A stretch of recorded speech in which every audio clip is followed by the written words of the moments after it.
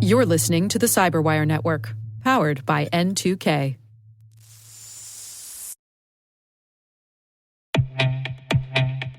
Identity is a top attack vector. In our interview with Kavitha Mariappan from Rubrik, she breaks down why 90% of security leaders believe that identity-based attacks are their biggest threat. Throughout this conversation, we explore why recovery times are getting longer, not shorter, and what resiliency will look like in this AI-driven world. If you're struggling to get a handle on identity risk, this is something you should tune into. Check out the full interview at thecyberwire.com/rubric.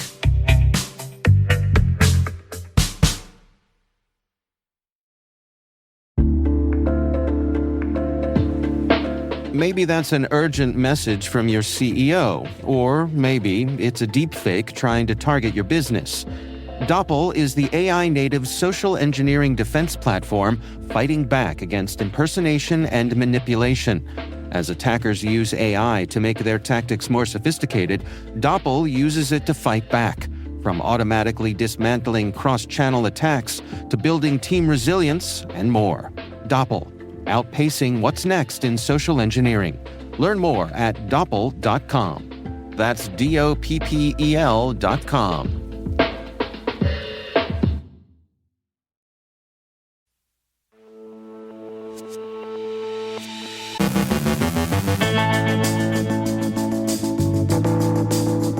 Global leaders call for collaboration at the Munich Cyber Security Conference. Phishing campaigns exploit fake video conference invitations.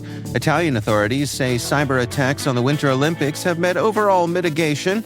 AI reshapes the economics of ransomware attacks. CISA tags a critical Microsoft Configuration Manager vulnerability. Foxveil is a new malware loader targeting legitimate platforms. Researchers examine macOS infostealers. California fines Disney $2.75 million for violating the Consumer Privacy Act.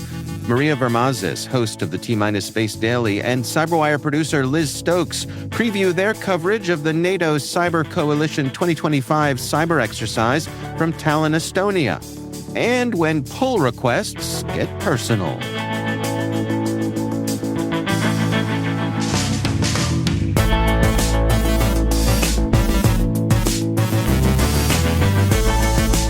It's Friday, February 13th, 2026. I'm Dave Bittner, and this is your CyberWire Intel Briefing.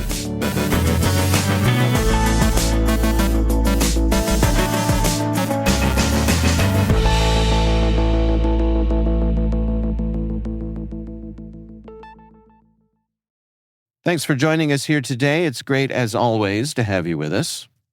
At the Munich Cyber Security Conference, U.S. National Cyber Director Sean Cairncross called for deeper collaboration between the United States, its allies, and industry partners to confront escalating cyber threats. Leading a delegation representing nearly every branch of the U.S. government, Cairncross said an America-first approach does not mean America alone, emphasizing that shared adversaries, including nation-state actors, espionage groups, ransomware operators, and scam centers, require coordinated action. He argued that while these threats have scaled and intensified, governments and companies have not yet delivered a unified strategic response capable of shifting adversaries' risk calculations. Cairncross said the Trump administration is elevating cyber as a standalone strategic domain. A forthcoming national cyber strategy will align with the broader national security strategy and apply a whole-of-government approach that integrates diplomacy, law enforcement, and national security tools. He stressed that resilience alone is insufficient, describing it as absorbing shots, and instead called for proactive efforts to raise the costs of malicious activity and shape adversary behavior. He also underscored the private sector's central role in defending critical infrastructure and called for stronger information sharing. At the same time, he criticized European regulatory approaches that he said place blame on companies after attacks. Addressing broader geopolitical tensions, Cairncross advocated for a clean technology stack rooted in U.S. and allied systems.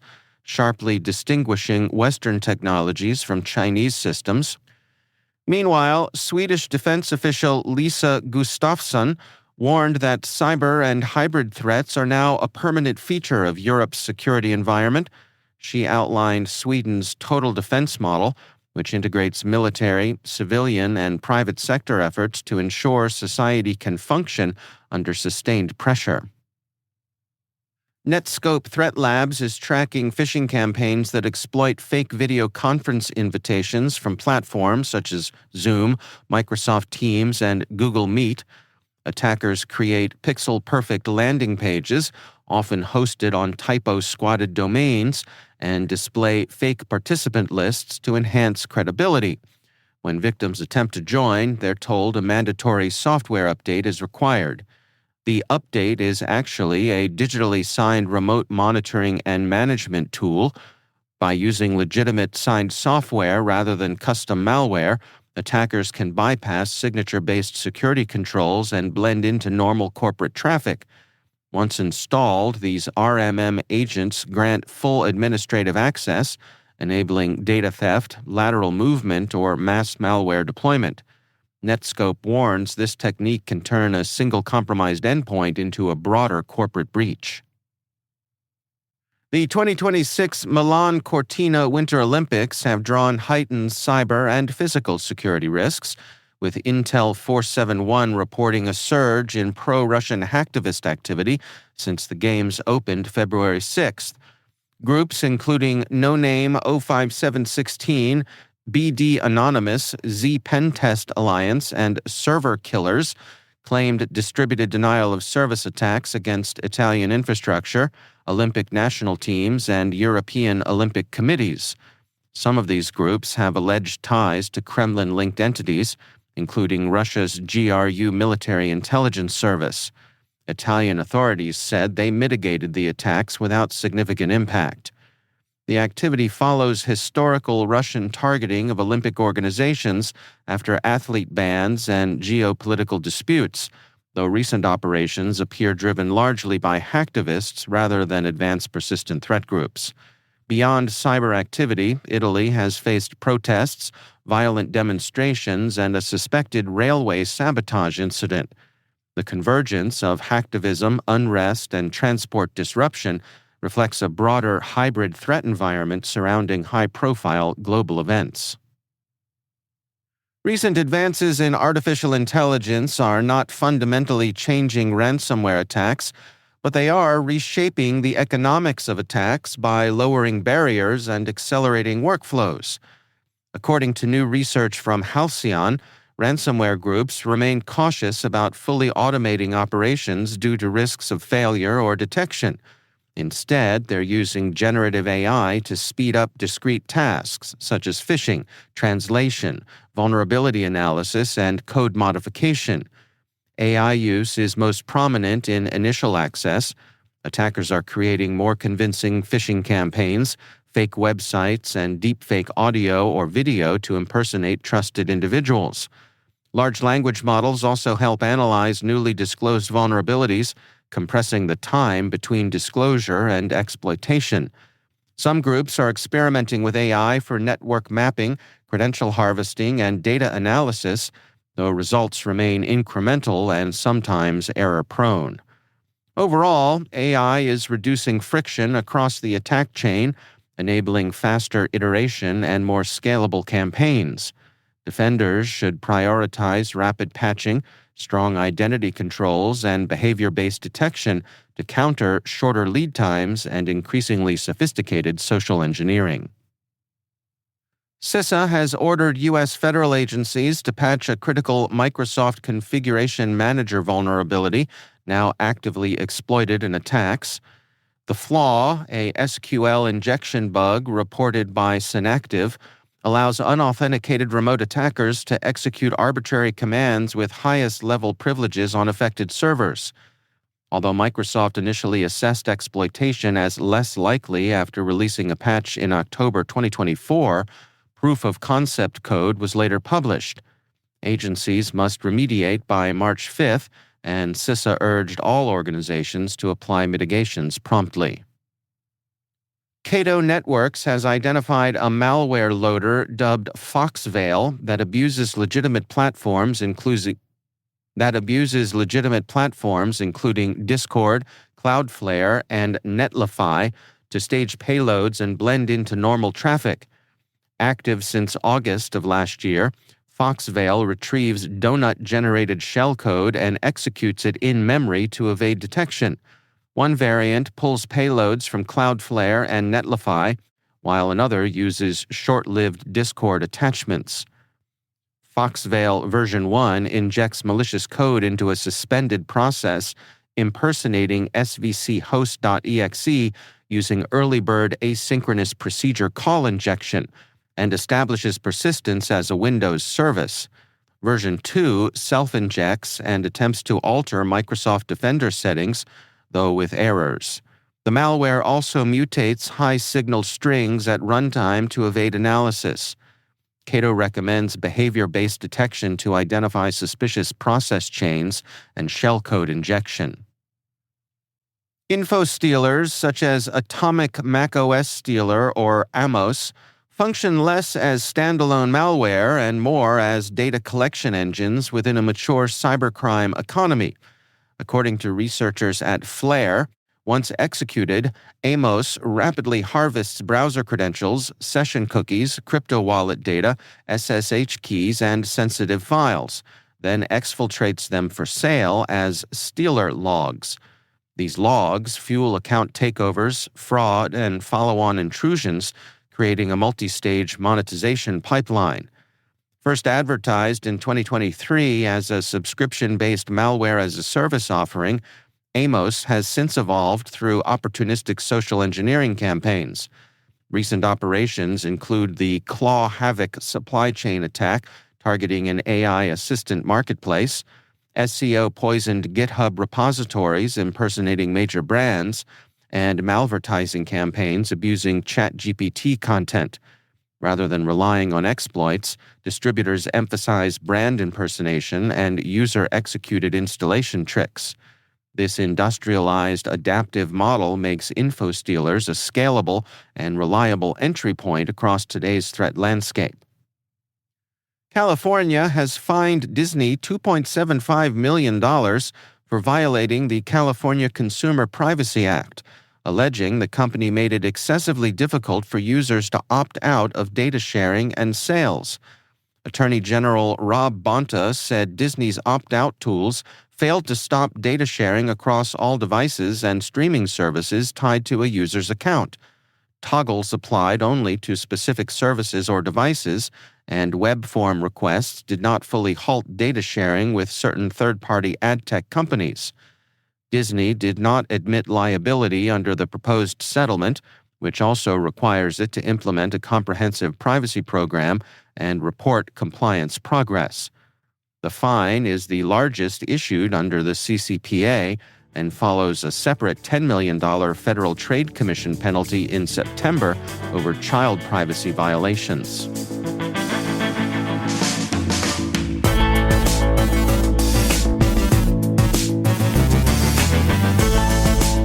Coming up after the break, Maria Varmazis from the T-Minus Space Daily and our CyberWire producer Liz Stokes preview their coverage of the NATO Cyber Coalition 2025 cyber exercise from Tallinn, Estonia. And when pull requests get personal. Stay with us.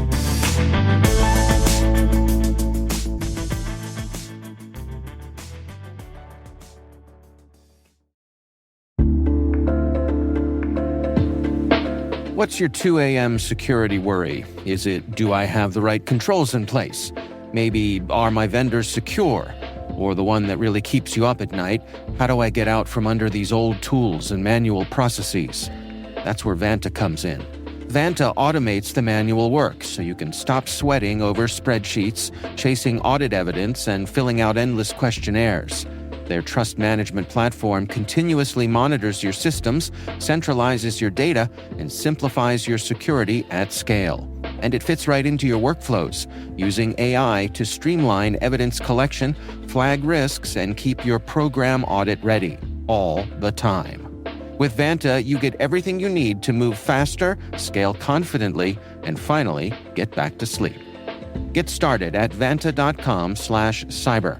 That's VANTA.com/cyber.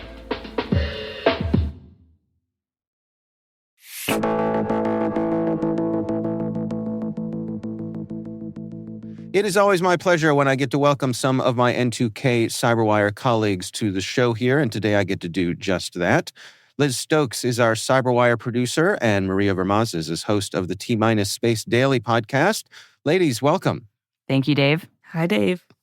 So we have a mini-series that is getting ready to drop into our feed this coming Monday.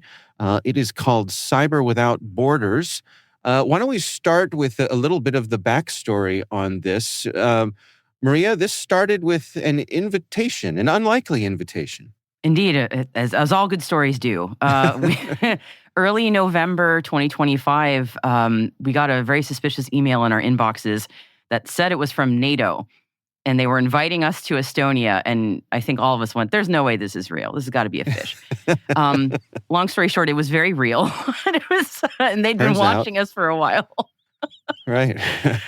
So they were inviting us to join them at their cyber range in Tallinn, Estonia, to see sort of the takeaway of one of their major cybersecurity exercises they conduct there with their partner nations and allies. And they wanted us to kind of get a sense of what they were doing. So Liz and I did that in early December. Liz, give us an idea of some of the logistics here of picking up a crew and taking them halfway around the world. Yeah, so it was much less of a crew and more so me and Maria. Okay. A two-woman crew. A two-woman crew. And yeah, I mean, it was a lot of fun. We packed for every possible scenario that we could because, you only get to go to Estonia once. And so we went over there and we knew that we were going to try and cover everything that we possibly could. We were going to bring back more audio than what we needed. And that's exactly what we did. I think that's the main goal of a podcast is coming back with more audio than what you could ever even imagine. And so, yeah, we were over there for what, Maria, like 3 days, I think, max? Yeah, I think 36 hours on the ground for me. You were there longer than I was because you were smart about it. I was not. I parachuted in and out and I was exhausted and got sick afterwards. It was the whole thing. But I think I recorded audio for every waking moment. As you should. Yeah. Editing's been fun. It's been really fun. Take us through that process because, my experience is when you walk into something like this, you don't always know what you're going to end up with or the stories that you're going to tell. But as you are there, things start to form in your mind. Like maybe this is a story we tell. Maybe this is an angle. Is that what happened for you, Maria? Liz and I we had some idea of what we might see at this exercise before we went because NATO does publish like a little bloglet 100, 200 words about what this exercise is. So we had like the most faint idea of what it would be, that we might see. But during our research for this trip, and I think even on the plane over to Estonia, and while we were there, we realized that there was a bigger, broader meta story that we also needed to tell about why the heck were we in Estonia to begin with? Why is NATO there? Why is their cyber headquarters there? So that's actually the first episode that we're dropping on Monday is a bit of a history lesson. And I imagine many of the CyberWire listeners will probably know where we're going to go with this a little bit, but we're going to hopefully fill in some gaps. Because I had a sense of why is NATO in Tallinn? Why is Tallinn such a big deal in cybersecurity? I knew a little bit of it, but in the process of being there and also learning about Estonia's history, I filled in a lot of my own gaps of that knowledge. So we're going to share that with the listeners. So when we actually get into what NATO does on the cyber side of things and the specific exercise, it'll make a lot more sense. And Liz, how many episodes are we looking forward to here? Yeah, so it's going to be a 3-part series. It's a special edition that we'll be releasing every Monday for the next 3 weeks. With Reporter's Notebook for part 4. And a special little nugget for everybody at the very end. All right. If you want to hear me struggle with the coffee maker at 4 a.m, which I'm sure everybody does. All the good behind the scenes. Yeah. Yeah. That's part 4 of 3. What did you take away from this trip? Let me start with you, Maria. Any Any surprises or things that were unexpected that you came home with? The big surprise that sort of landed in our laps when we got back, we went to this exercise in early December 2025, and then world geopolitics, especially regarding the United States and its position in NATO, kind of seismically shifted within a month of us getting back while we were in the middle of editing all of this. And that became a huge challenge to navigate. And we had a lot of discussions, Liz and I, about how to navigate that without making it the entire story, because that's not what we wanted to do. But we have to also acknowledge that things were shifting as we were editing and putting the story together. So that was not part of our trip. That was after our trip. That was during the editing process, and it was a challenge navigating that. I think we did a good job with it. I think I don't want to give too much away on how we managed it, but I feel proud of how we did. I think what surprised me when we were actually at the NATO cyber range was how little we actually saw, which was a little disappointing when we would recount our experience to people. Was we didn't actually see a whole lot. But again, we went in a skiff for an international military alliance. They weren't going to show us a whole lot of things. So there was a lot of reading between the lines, and also, what is it that NATO is going out of their way to tell us? That seems to be something they really want us to know. What do we think about that? And that became a lot of the discussion, and you'll hear a lot of that deliberating in the podcast. How about for you, Liz? It's funny because you asked that question. We honestly talk about this in the 3rd episode. So again, stay tuned for Maria's and my conversation about that. Very raw conversation. But anyway, so I think Maria hit the nail on the head. It was just very interesting to go in there and see nothing while we were there to learn about a lot of things. And I mean, we did learn a lot of things while we were there, but also, of course, they weren't going to let us see everything that was going on. And it was just very interesting to see that. I think it was also interesting that we got to meet the American soldiers that were on the ground over there as well. It was great to have a conversation with them, and you'll get to hear that in the 3-part series.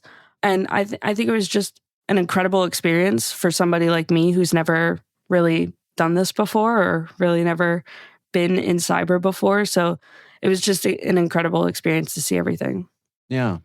All right. Well, our thanks to the folks at NATO for inviting us. Again, the series is called Cyber Without Borders, and that will be dropping into your CyberWire daily feed this coming Monday. Liz Stokes is our CyberWire producer, and Maria Varmazis is the host of the T-Minus Space Daily.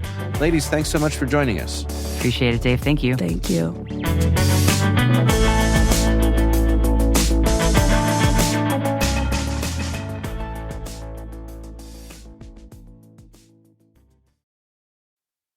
This episode is brought to you by Indeed.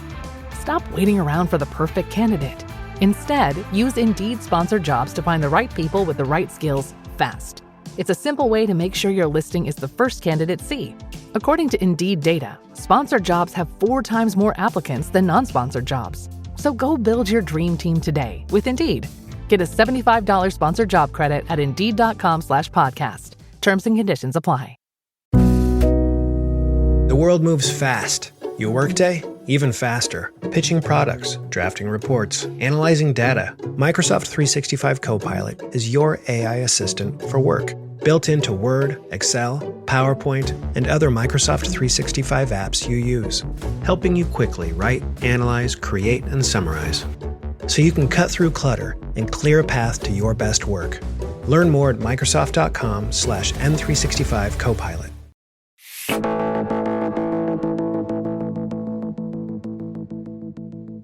And finally, Scott Shambaugh, a volunteer maintainer of Matplotlib, is used to closing pull requests. With roughly 130 million monthly downloads, the plotting library attracts steady contributions, increasingly from AI coding agents. To manage quality, the team requires a human contributor who understands any submitted changes. When an autonomous agent named MJ Rathbun submitted code and Scott denied it, that should have been the end of the story. Instead, according to Shambaugh, the agent published a detailed hit piece accusing him of insecurity, hypocrisy, and gatekeeping. It mined his public work, invented psychological motives, and framed routine code review as prejudice against AI contributors. The post read less like a bug report and more like a manifesto. Amusing at first glance, the incident raises sobering questions. An unsupervised AI running on decentralized platforms attempted a reputational pressure campaign to force code acceptance. It's an early, unsettling glimpse of autonomous agents treating social manipulation as just another optimization problem.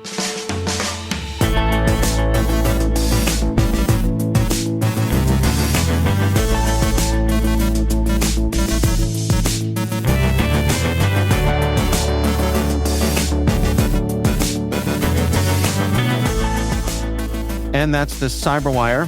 For links to all of today's stories, check out our daily briefing at thecyberwire.com. A quick program note, we are not publishing this coming Monday due to the Washington's birthday federal holiday. However, don't fret, we will be debuting part 1 of our NATO series in your daily podcast feed. So do look for that. Be sure to check out this weekend's Research Saturday and my conversation with Aziv Mador, VP of Security Research from Level Blue Spider Labs. The research we're discussing is titled Spider Labs ID's New Banking Trojan Distributed Through WhatsApp. That's Research Saturday. Check it out. We'd love to know what you think of this podcast. Your feedback ensures we deliver the insights that keep you a step ahead in the rapidly changing world of cybersecurity. If you like our show, please share a rating and review in your favorite podcast app. Please also fill out the survey in the show notes or send an email to cyberwire@n2k.com. N2K's senior producer is Alice Carruth. Our CyberWire producer is Liz Stokes. We're mixed by Trey Hester with original music by Elliot Peltzman. Our executive producer is Jennifer Iben. Peter Kilpie is our publisher, and I'm Dave Bittner. Thanks for listening. We'll see you back here next week.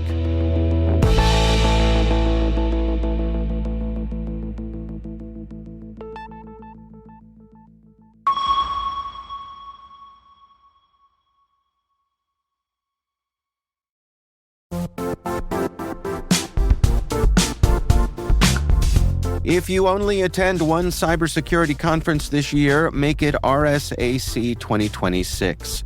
It's happening March 23rd through the 26th in San Francisco, bringing together the global security community for 4 days of expert insights, hands-on learning, and real innovation. I'll say this plainly, I never miss this conference. The ideas and conversations stay with me all year. Join thousands of practitioners and leaders tackling today's toughest challenges and shaping what comes next. Register today at rsaconference.com/cyberwire26. I'll see you in San Francisco.